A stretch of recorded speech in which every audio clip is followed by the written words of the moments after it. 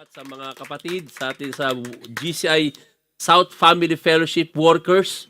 Halo-halo nandun yung worship team, tapos merong intercessors, merong transport syempre. Salamat mga kapatid at kung meron pa pong gusto magpa pakaroling, no? Nandun kami kila kahit na umuulan, kahit na malayo, chalet eh. Sa organization nila Minister Eric, ano 'yon? IEE. Oh, mechanical engineering, no? Ah, electrical pala, sorry. But kasi nakapokus ako dun sa mga souls na nandoon. So kahit na umuulan, kahit na malamig, ang layo pa ng chalet. Pero dinala tayo ng Panginoon doon. Salamat sa Panginoon. Palakpakan muli natin ang Panginoon. So, glory to Him alone. So, may mga bago ba tayo? No, wala. Yung iba, nasa Christmas party yung iba, no? So, without further ado, mga kapatid, we're going to our message number 3 of our Christmas series. And the title of our message is The Fullness of Time. Could you say the fullness of time? Fullness of time. Okay. So, if you are ready, can we all rise up? Let us read our scriptures. Galatians 4, verses 4 to 7. Let us read. But when the fullness of time had come, God sent forth His Son, born of a woman, born under the law, to redeem those who were under the law, that we might receive the adoption as sons. And because you are sons, God has sent forth the Spirit of His Son into your hearts, crying out, Abba, Father. Therefore you are no longer a slave, but a son. And a son and an heir of the God through Christ. Hallelujah. Let us pray. Lord, once again, Lord, allow us, O Lord, to remember, O God, Lord, your birth, O God, the greatest event happened, Lord, in the history of mankind, Lord. Allow us to ponder, O God. And as we ponder is, Lord, I pray, O God, that the holy presence, once again, speak to us, Lord, in a personal way. Lord, let this be a message, let this message be a timely message for all of us. Guide us, lead us, and protect us, Holy Spirit. Lord, manifest your presence, O God, Lord, and touch our hearts and our minds as we hear your words. We give you glory. In Jesus' name we pray. Amen. Amen. You may be seated.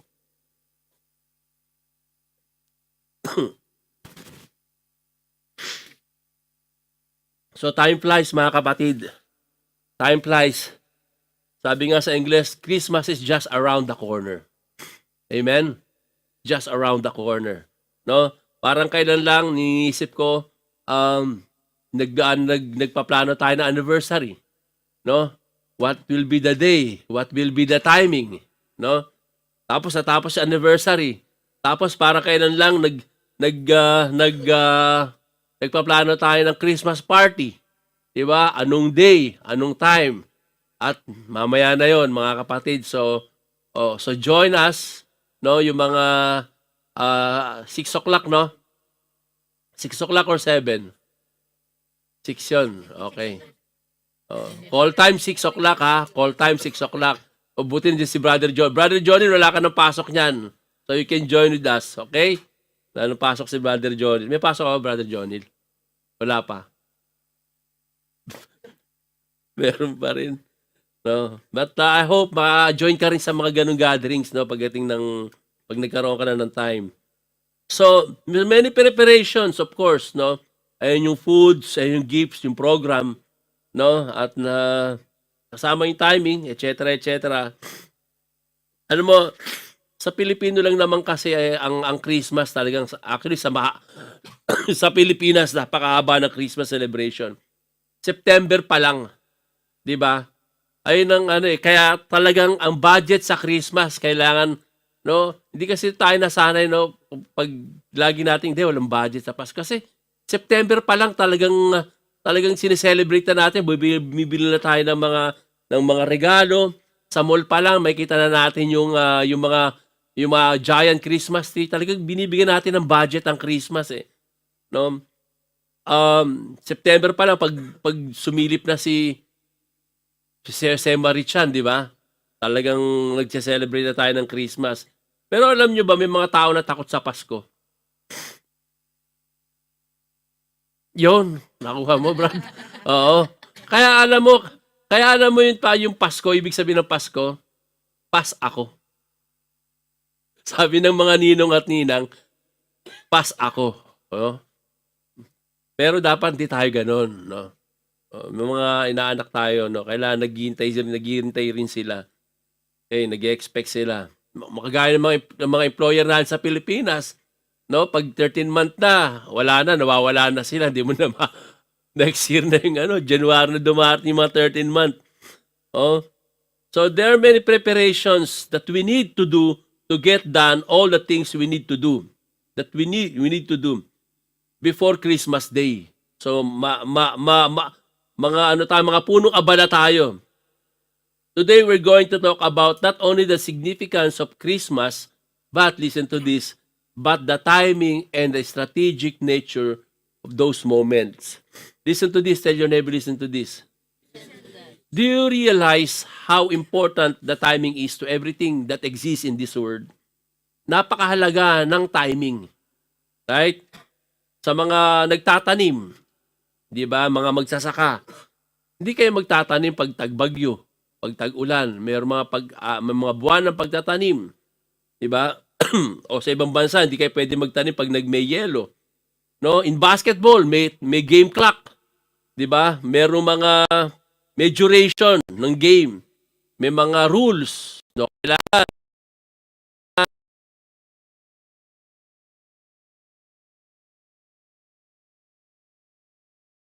ba? 5 seconds, ha?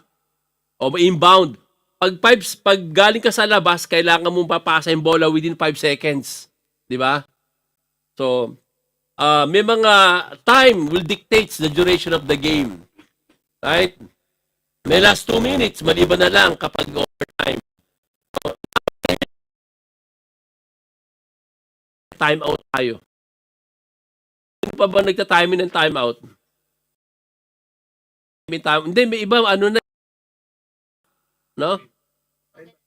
Ganun na lang, no? Dahil sa IKEA, ganun kami, mata na lang. Pagtapos ng fingerprint, mata na lang. So, may timing, no? In our daily lives. And may timing din sa pagpo for good. Pag hindi timing yung pagpo for good mo, hindi yun for good. No? So, mahalaga ang timing. So good timing, but really listen to this. God timing is perfect timing. And His plan is perfect. Amen? So this Christmas season, let's spend some moments reflecting on the significance of Christ's birth. Okay, so today let us consider the 4 elements of His coming. 4 elements of His coming. When did He come? Where did He come from? How did He come? And why did He come? So lahat yan, yung mga tanong na yan, sinagot yan nung verse natin na yan, nandyan lahat yan. So we will talk about it later. So, number 1, okay, when He arrived, according to our doon na darating ang Panginoong Jesus, we will not go into details dahil malayo, mahaba yun. Kinuha na natin yun nung nakaraang end time series natin. So on the top of that, in Genesis 12, 1-3, Abraham is so prominent character in the Bible with giant faith. Alam natin yan. That is why God chosen him. God made a covenant with Abraham that he would found a great nation. And because of him, that nation will be rise. At alam natin kung ano yung nation na yun. That is the nation of Israel.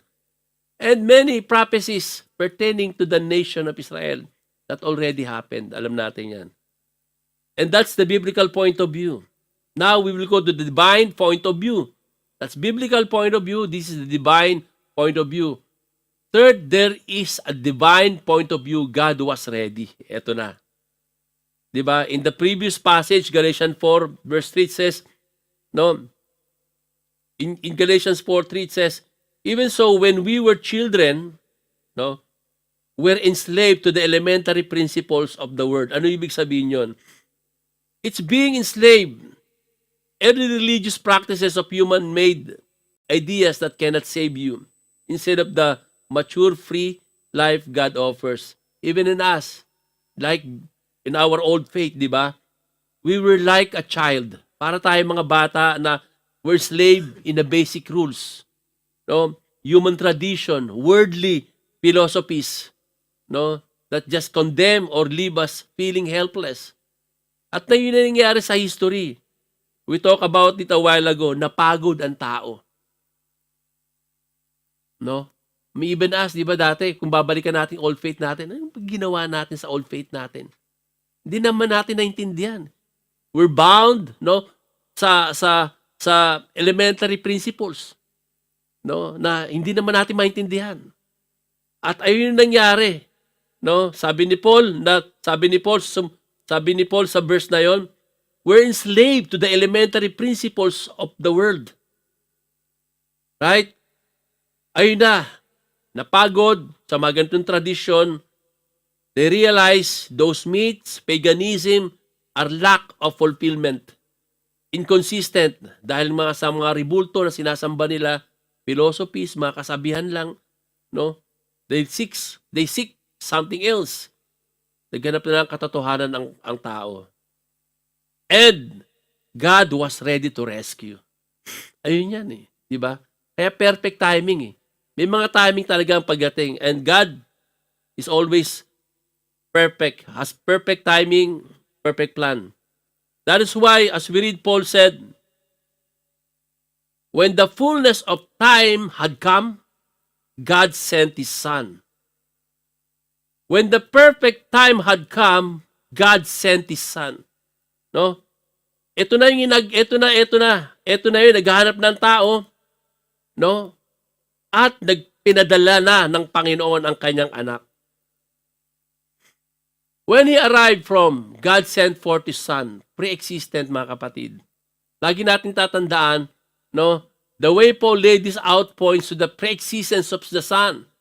Jesus was not created. He had no starting point. He is the eternal, always existent, second person of the triune God. He's always been. He's always been there. Mga kapatid, this is something doctrinal na dapat nating malaman, no? Hindi sinabi ng Bible, hindi sinabi diyan na when the fullness of time had come, He created a son, no? Then He sent this created son. Hindi niya ginawa ang anak. Marami kasi there are other denomination explain it this way. Tandaan natin, nandun na ang Panginoon. Nandun na ang Panginoon. Pre-existent, and isang katangian ng Panginoon. Kasama na niya noon pa ang God the Father and God the Son, God the Holy Spirit, no? May mga denomination, they explain it this way, na ang Panginoong Jesus ay Diyos. Do you believe on that? Amen. Okay. Dahil galing siya sa Ama, galing siya sa Diyos, Diyos siya. Right? Parang tao. Tayo, galing tayo sa ating mga magulang na tao. Right? Sa kanila, si Jesus ay Diyos dahil siya ay galing sa Diyos. Sabi nila, may denomination na ganito kasi galing siya sa sinapupunan ng Ama. Tama naman, nakalagay sa Bible, okay? Galing siya sa sinapupunan ng Ama. Sa English, from the bosom of the Father. Ito yun. Sabi sa English, no one has seen God at any time, the only begotten Son, who is in the bosom of the Father. He has declared Him. Sa Tagalog, walang tao nakakita kailanman sa Diyos ang bugtong na anak na nasa sinapupunan ng Ama. Malinaw. Sino ba yung mga nanganak rito? Di ba? Na yung anak nyo galing sa sinapupunan nyo, di ba? Galing siya sa sinapupunan ng Ama, siya ang nagpakilala sa kanya. Tama naman, but the problem is the interpretation. no? They took it literally.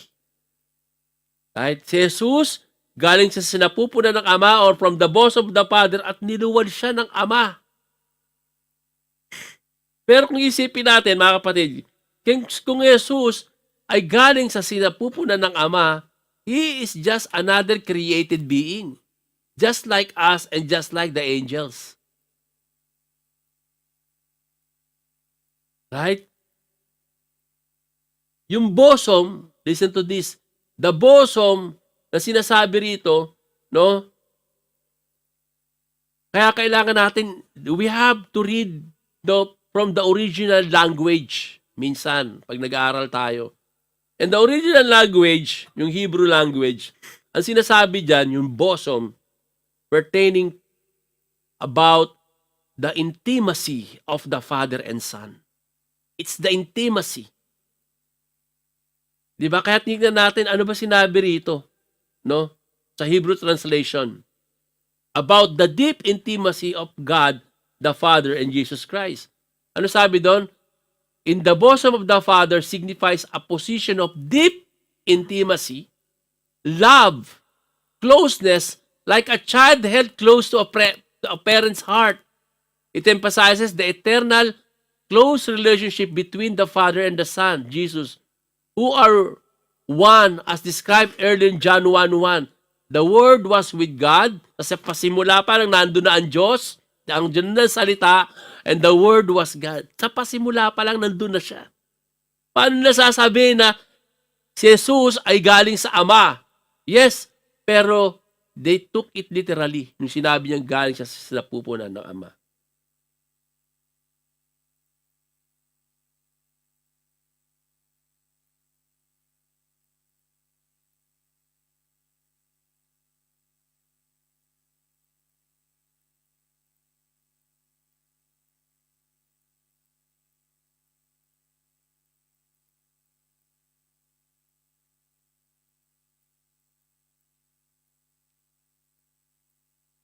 O yun, is it clear?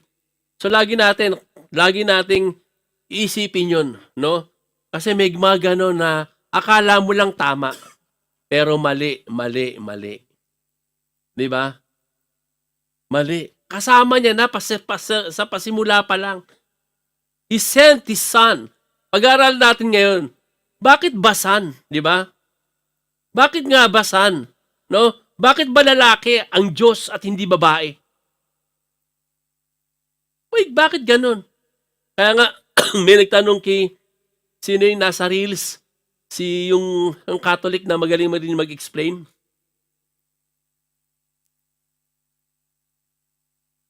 Si Sam ano yun? Something like that. Sabi niya, may nagtanong sa kanya, sabi niya, sabi niya sa kanya, bakit ba may anak ang Diyos? Sabi niya ganun.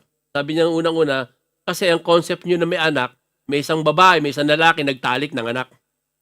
Sabi niya ganun. Hindi ba imposible sa Diyos magkaanak? Tatanungin kita, sabi niya. Kasi yung kausap niya, yung religion, naniniwala din dun eh.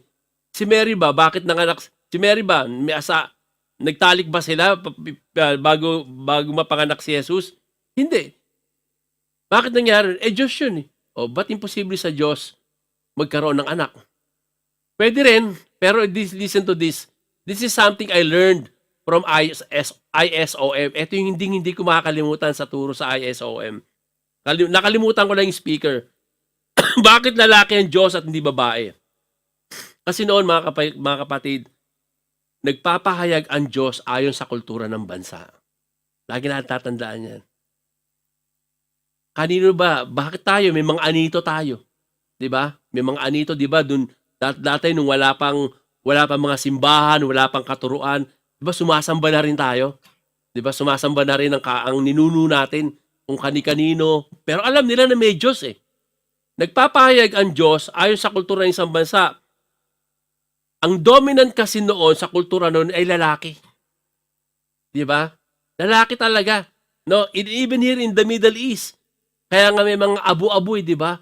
Abu Ahmad. Panganay na anak ni Ahmad, di ba? Abu Ahmad, Abu Muhammad, no? Ano ba? Abu Khalid, no? Abu Ahmed. Huwag na abakado. No. Pero listen to this, mga kapatid. Listen to this. Ang Diyos talaga, wala siyang gender. Pag napunta tayo sa, wala siyang gender. There's neither Jew, listen to this, there's neither Jew or Gentile, neither slaves nor free, nor there is male and female, for you are all one in Christ Jesus, emphasizing spiritual unity over human distinction. Listen to this. God created mankind in His own image. In the image of God, He created them. Male and female, He created them. Kung ang image ng Panginoon ay lalaki lang, He created male. Diba? He created male in His image. He created female in His image. Pero sabi rito, di ba? Male and female, He created them. No? In the image of God, He created them. Male and female, He created them in His own image. So wala talagang, God created both sexes in His image, implying God encompasses all or transcends these categories. So wala pong gender ang Panginoon, tandaan natin. So is it clear? Is it clear? No? That is why God sent forth His Son. He was not made. God sent forth His Son. Hindi siya, pinadala niya ang kanyang anak, no? Hindi niya ginawa ang kanyang anak to send, no? Instead, He stepped out of eternity, made Himself nothing, taking the form of servant, being born in the likeness of men. Philippians 2:7. Pre-existent.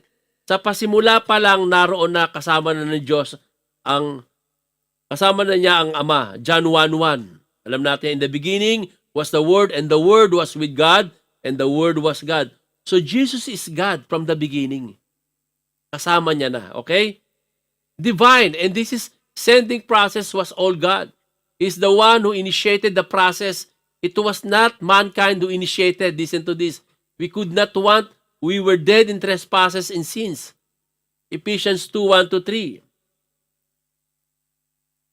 Dahil, mga kapatid, ang Diyos talaga nag-initiate ng lahat. No? Dahil hindi natin kayang iligtas ang ating sarili. No? God sent this beloved Son to save us. We were under sin and unable to seek God. Romans 3:9. Actually, hindi mo sinik ang Panginoon eh. Hindi nga natin sinik ang Panginoon eh. By His grace, tayong inabot ng Panginoon. Gumawa siya ng way. We had fallen short of the glory of God. We were condemned with our ancestors Adam, Romans 5:12. At hindi pinilit si Jesus. No? He is submissive to the will of the Father. Ano? Na talagang ipapaintindi niya na sa atin, pero talagang we cannot comprehend or we cannot with our finite mind. Diba?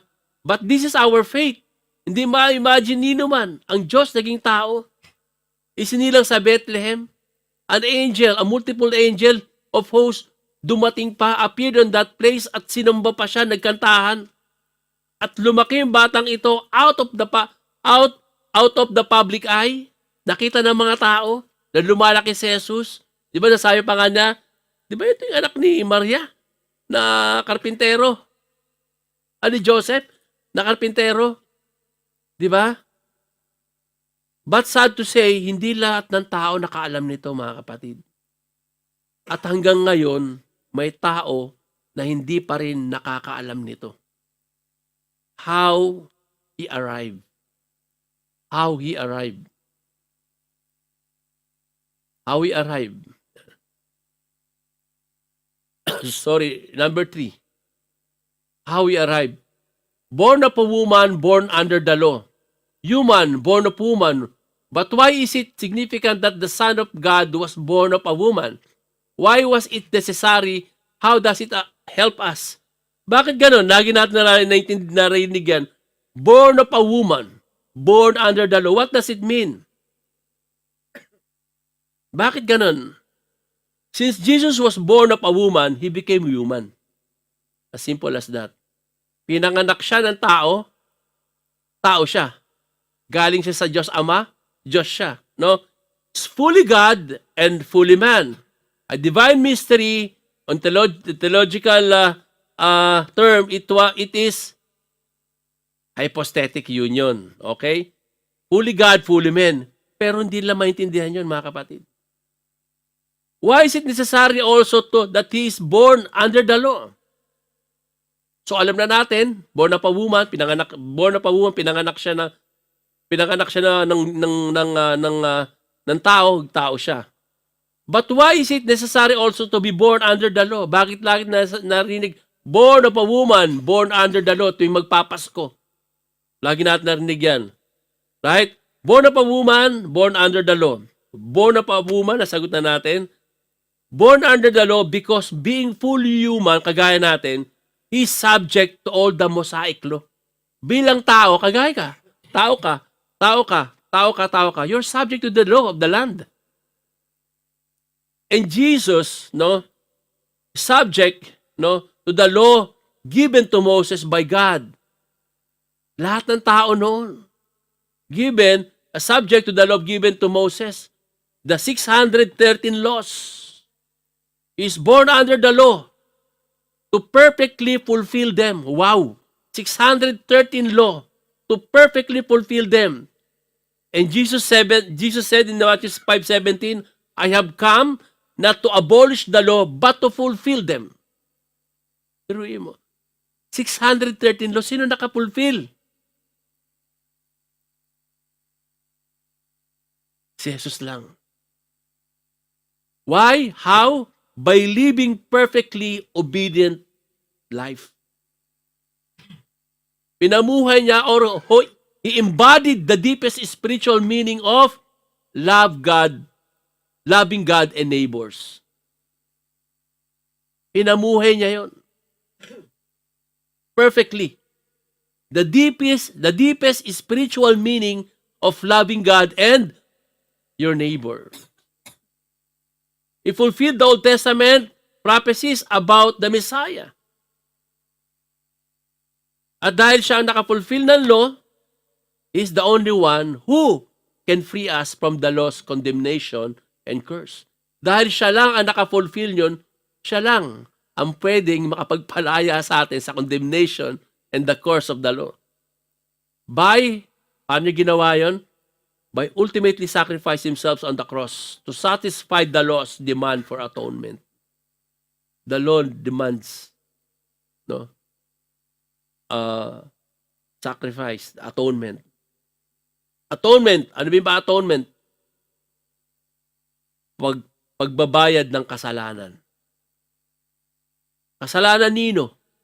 Kasalanan ng sanlibutan. And this is His ultimate purpose. To pay the penalty of the world's sins. To pay the penalty of your sins, my sins.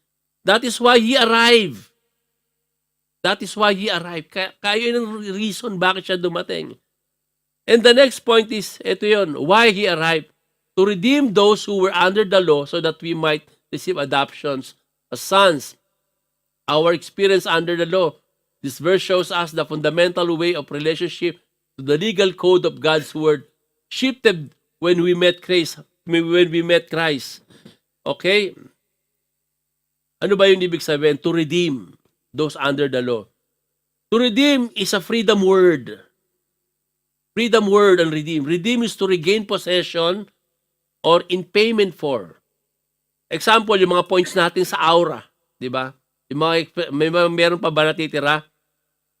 For this year, hindi naman siya na-expired, Na-expired. So, dapat ma-redeem na natin yan. So, nare-redeem natin yung mga points natin. Hindi lang sa Shake Shack, hindi lang sa fast food na Alshaya, kundi sa mga ibang brands. Okay? Pag may kukunin tayong voucher, No, pupunta tayo sa Redemption Center.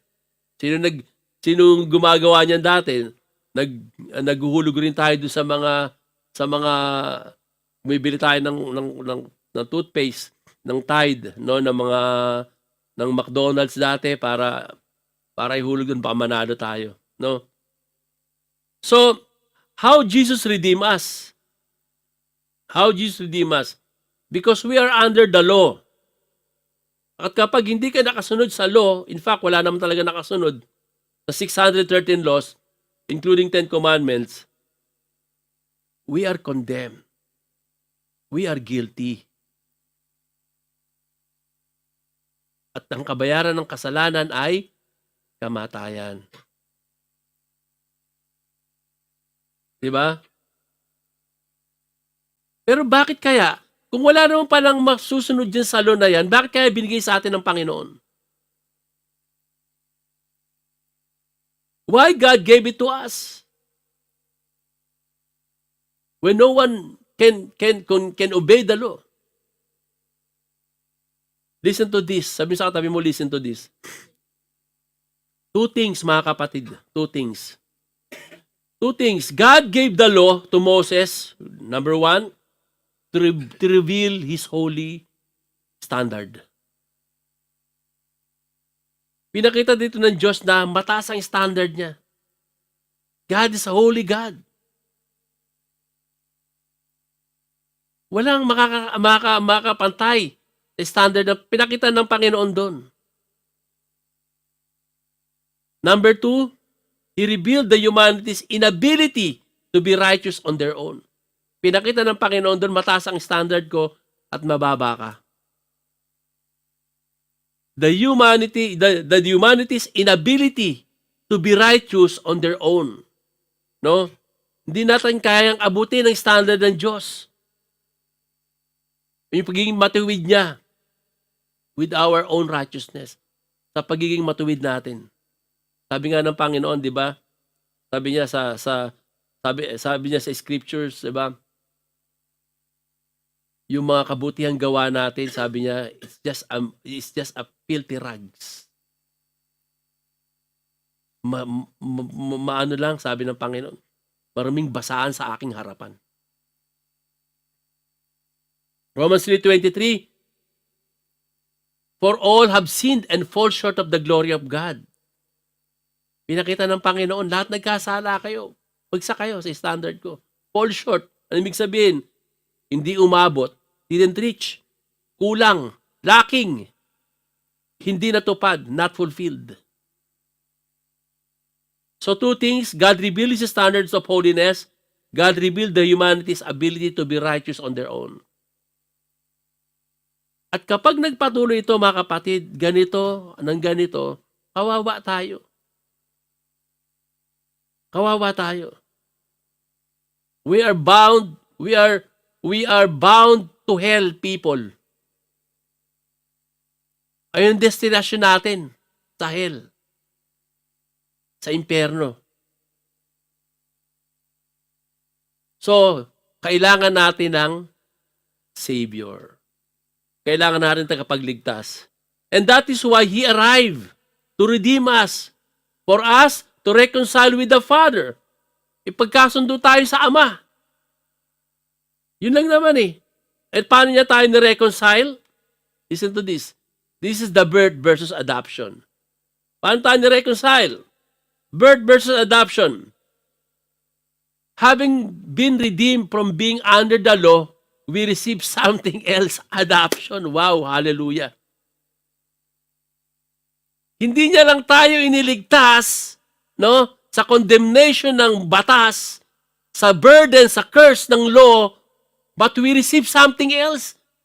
Naka-receive pa tayo ng biyaya, ng blessing. What is that? Adoption. Hindi lang tayo pinalaya sa batas. We receive something else. Binago pa yung status natin. Alam mo yung word na adoption, pagdating sa Pilipino, parang, negative eh. Ampun ka lang. Hindi ka naman tunay na anak, ampun ka lang. Di ba napanood yung sarili yung bata umiyak? Yung bata ampun lang daw siya, niloko siya nung kapatid niya. Yung mga maliit na bata. Parang ibig sabihin niyan parang mabigat na salita sa Pilipino eh. Parang sampid ka lang, ampun ka lang. But listen to this. Sabi ko nga kanina, di ba? God revealed Himself kung ano ang kultura ng isang bansa. Tandaan natin yan. God revealed Himself kung ano ang kultura ng bansa. Bakit sinabing adoption yan? Kasi, di ba, in Roman society, the son was the one who would inherit the position and property. He was the heir of the father, right? Parang tayo. Di ba? May mga anak tayo, kung tayo yung anak, tayo yung magmamana ng nung kayamanan ng magulang natin. Kung may maanak ka, yung mga anak mo magmamana ng kayamanan mo. Right? And in Rome, listen to this. Sa Rome, ito. Ito yung batas ng Rome, ito yung kultura ng Rome. Equal legal status. Once adopted, an individual was fully and legally a son or daughter in the new family, with the same rights to inheritance, the family name, the social standing as any natural-born child. Okay? Irrevocable bond. A Roman father, pater familias, could, under certain circumstances, disown a biological son. Pwede niyang itakwil ang kanyang anak.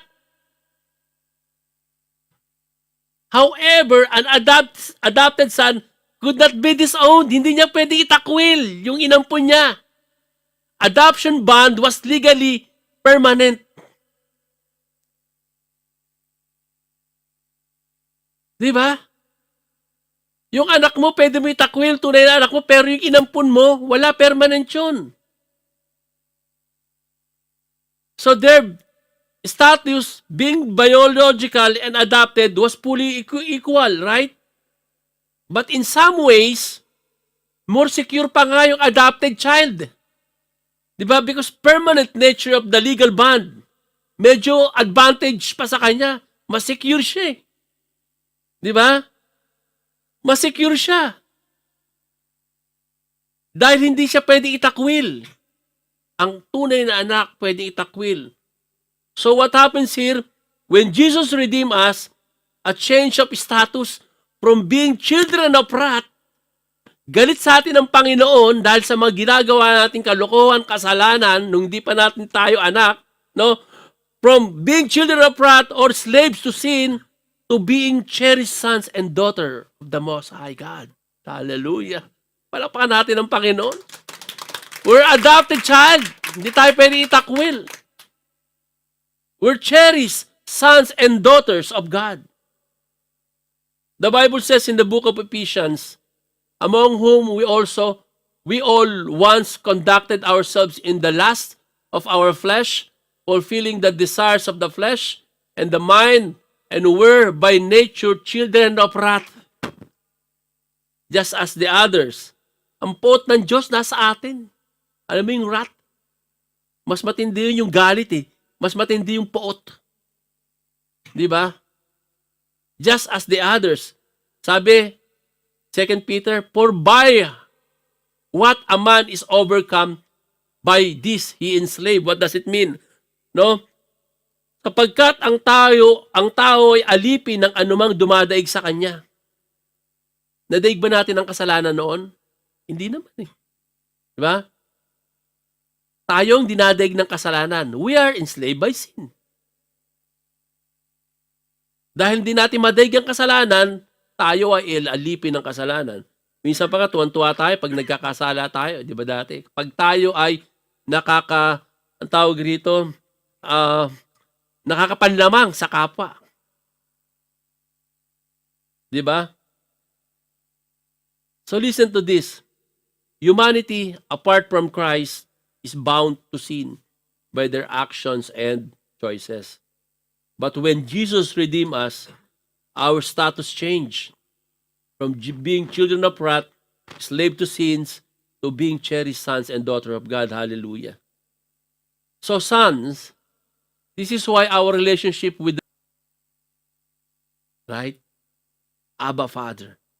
Natatawag na natin siyang Ama. Ama ko, Ama namin. Right? John 8:36, so if the Son set you free, you will be free indeed. Pinalaya na tayo ng Panginoon nung tayo sumampalataya sa Kanya. Ganun kasimple yun. Ganun kasimple. Hindi lang tayo pinalaya, naging anak pa tayo ng Diyos. But as many as receive Him, to them He gave the right to become children of God, to those who believe in His name. So ibig sabihin pala, hindi lahat pala ay anak ng Diyos. Yun lang sumampalataya sa Panginoong Jesus.